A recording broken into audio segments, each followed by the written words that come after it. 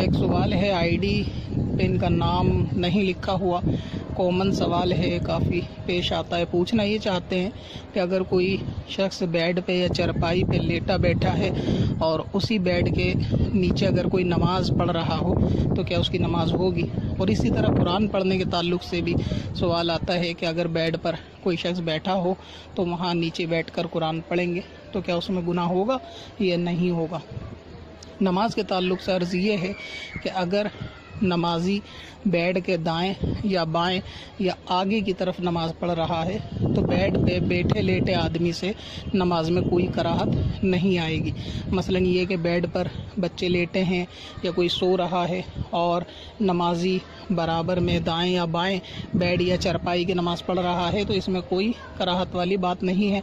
इसी तरह अगर नमाजी बेड के आगे है यानी बेड उसके पीछे पड़ा हुआ है और उसमें बच्चे लेटे बैठे हैं तो भी उसमें कोई कराहत नहीं। अलबत्ता इतना ज़रूर है कि अगर नमाजी के आगे बेड है यानी नमाजी बेड के पैताने की तरफ है कि अगर वो सजदा करेगा तो उसके सामने बेड होगा तो ऐसी सूरत में बेड पर बैठा हुआ शख्स का चेहरा नमाजी की तरफ नहीं होना चाहिए। यानी जिसको फेस टू फेस होना कहते हैं, जिस तरह आईने के आगे खड़े होते हैं कि चेहरे के आगे चेहरा हो, तो अगर इस तरह से बेड के ऊपर बैठे हुए शख्स का चेहरा नमाजी के चेहरे की तरफ होगा तो इस सूरत में नमाज में कराहत होगी। इस तरह नमाज पढ़ना दुरुस्त नहीं है। तो ऐसी सूरत में चाहिए कि नमाजी थोड़ा हल्का दाएं या बाएं हो ताकि फेस टू फेस बंदा ना हो, थोड़ा आगे पीछे हो जाए यानी दाएं बाएं हो जाए कि उसके चेहरे की सीध में सामने वाले का चेहरा नहीं होना चाहिए। तो इसी तरह बेड पर अगर नमाजी के सामने बेड है और वो पैताने की तरफ सजदा करेगा तो इस सूरत में इस बात से बचना चाहिए। और अगर उसमें ऐसा है कि नमाजी का चेहरा बेड पे दाएं या बाएं तरफ है और नमाजी के आगे बेड हो तो अगर चेहरा दाएं या बाएं है या फिर आगे की तरफ है और नमाजी की तरफ उसकी पीठ है तो भी नमाज में इससे कोई कराहत नहीं पैदा होगी।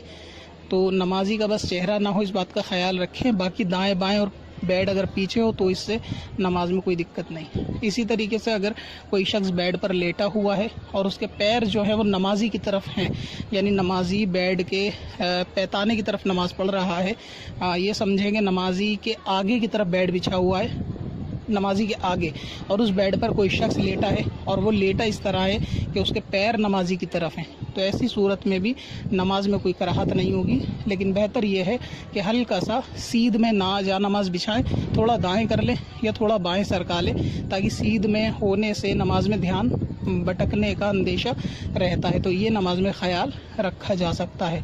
कुरान पाक पढ़ने के ताल्लुक़ से इसमें कोई कराहत नहीं है। अगर दाएं बाएं आगे पीछे कहीं भी बैठकर ज़मीन पर कोई कुरान पाक पढ़े और बराबर में बेड पर या चारपाई पर अगर कोई शख्स बैठा हुआ है तो उससे कोई हर्ज वाली बात नहीं है। अलबत्ता इसमें इतना एहतियात रखना चाहिए कि जिस समत कुरान पाक पढ़ा जा रहा है यानी दाएं तरफ या बाएं तरफ, उस तरफ बेड पे बैठे हुए शख्स को पैर वगैरह नीचे नहीं लटकाने चाहिए कुरान पाक की तरफ। हाँ, अगर दाएं तरफ बैठकर कुरान पाक पढ़ा जा रहा है और कोई बाएं तरफ पैर लटका के बैठा है बेड पे तो भी कोई हर्ज वाली बात नहीं है। वरना बेहतर ये है कि अगर बेड पर जगह हो तो कुरान पाक पढ़ने वाले को किसी ऐसे कोने में काबे की तरफ चेहरा करके ऊपर की तरफ बैठना चाहिए कि जहां कुरान पाक के अदब का भी ख्याल रखा जा सके। और अगर घर में ऐसी सूरत है कि जहां वो नमाज पढ़ता है या पढ़ती है मुसल्ला बिछा के वो हिस्से ही में कुरान पढ़ना चाहते हैं और बेड थोड़ा दूर है और उस पर कोई बैठा है तो इससे कोई कुरान पाक में कराहत नहीं आएगी, किसी किस्म का कोई गुनाह नहीं होगा।